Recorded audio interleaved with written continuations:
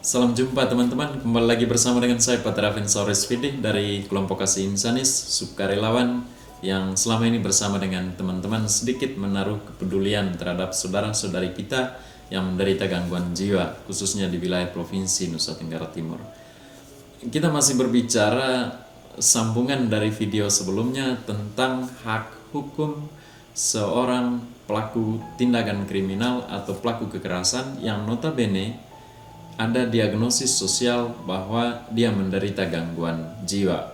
Konteks yang kita coba terus dalami saat sekarang adalah ada seorang penderita gangguan jiwa secara sosial, dia didiagnosis seperti itu oleh keluarga dan masyarakat, sedang ditahan di sel tahanan Polres ND yang sudah saya kunjungi beberapa hari yang lalu.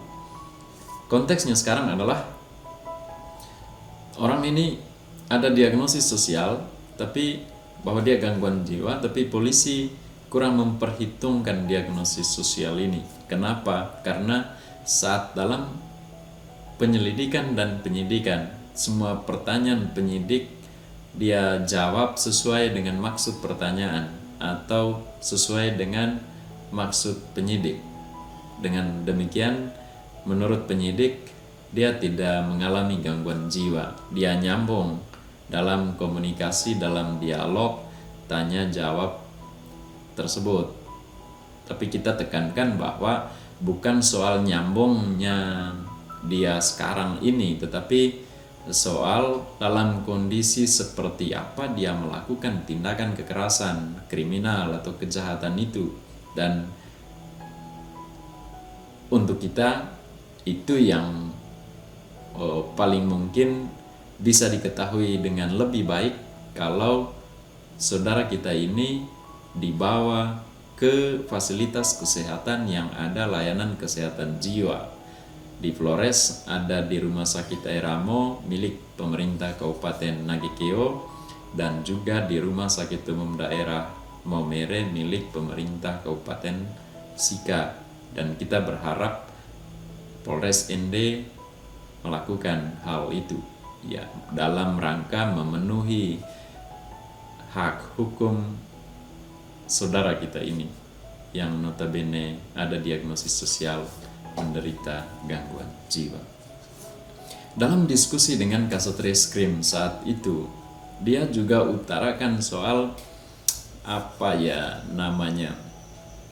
katakan saja mereka itu dalam posisi simalakama, posisi seperti makan buah simalakama.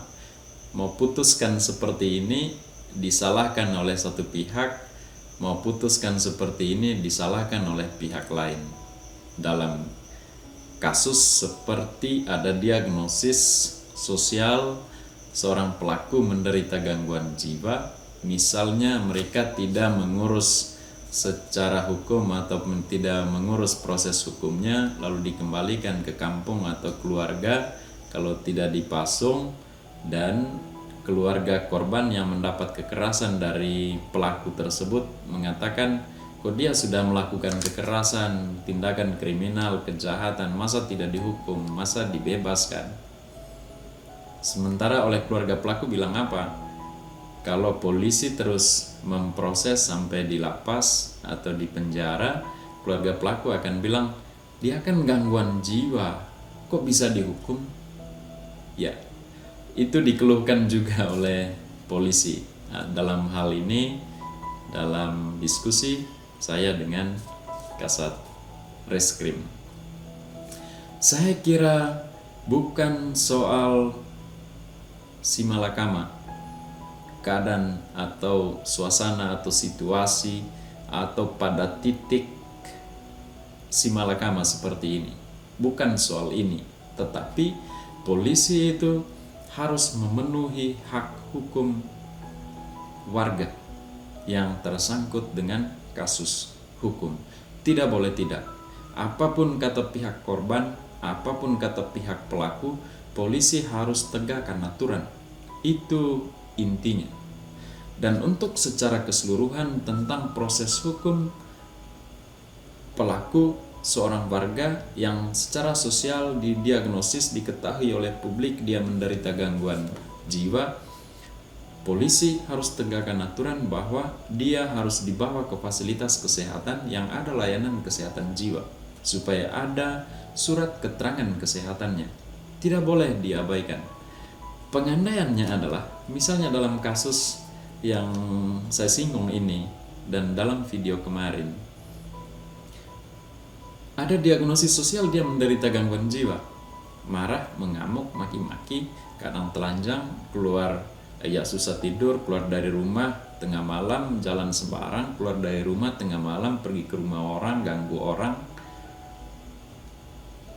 Kalau diagnosis sosial ini tidak diperhitungkan, maka polisi terus memproses hukum pelaku di kejaksaan, BAP-nya dilimpahkan, lalu dalam persidangan, lalu nanti ada vonisnya entah berapa tahun.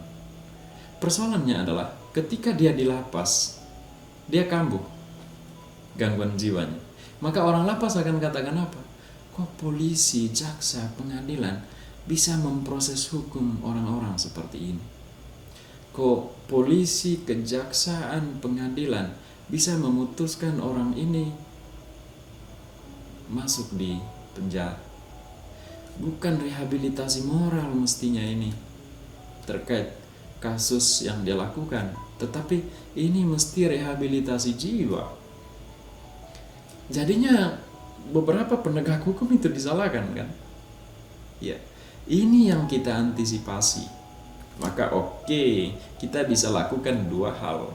Memang yang pertama adalah kita bisa membangun komunikasi dengan pihak lapas, entah pihak lapas yang menghubungi kita atau kita menghubungi pihak lapas, atau pihak lapas langsung ke fasilitas kesehatan terdekat untuk mencari layanan medis terhadap warga lapas yang menderita seperti ini. Kalau tidak, masalah bertubi-tubi di keluarga, di masyarakat, lalu di lapas.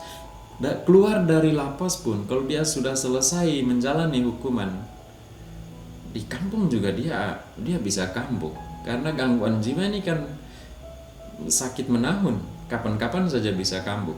Yang kedua adalah kita memang bermaksud supaya ada layanan medis terhadap penderita atau warga yang menderita gangguan jiwa, yang bisa diketahui dari awal, ada diagnosis sosialnya, dan kita bisa berikan layanan medis. Misalnya kita bisa advokasi kepada pihak puskesmas atau petugas medis untuk memulai pelayanan medis itu sejak proses hukum di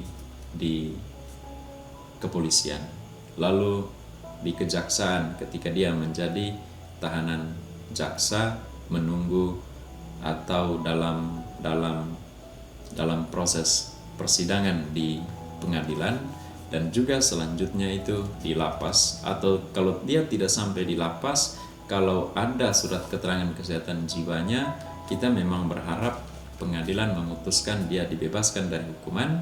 Dan seperti video sebelumnya saya jelaskan, pengadilan memerintahkan pemerintah daerah untuk membawa dia ke panti rehabilitasi jiwa atau ke fasilitas kesehatan, supaya dia ada rehabilitasi jiwanya, ada pemulihan terkait masalah gangguan jiwanya atau masalah kejiwaannya. Kurang lebih seperti itu tambahan dari video kemarin, teman-teman. Ya, kita terus berjuanglah untuk penderita gangguan jiwa, untuk keluarganya yang dalam konteks hukum. Kita terus berjuang, kita terus berupaya agar hak hukum mereka dipenuhi. Jangan sampai di keluarga, di masyarakat mereka mendapat stigma sosial, mereka mendapat diskriminasi sosial, lalu dalam proses hukum terkait tindakan mereka juga ada diskriminasi itu, ada diskriminasi penerapan hukum, ada stigma dari pihak penegak hukum, pandangan yang keliru dari pihak penegak hukum tentang keadaan mereka. Salam sehat jiwa teman-teman, salam belum kalah. Terima kasih, sampai jumpa.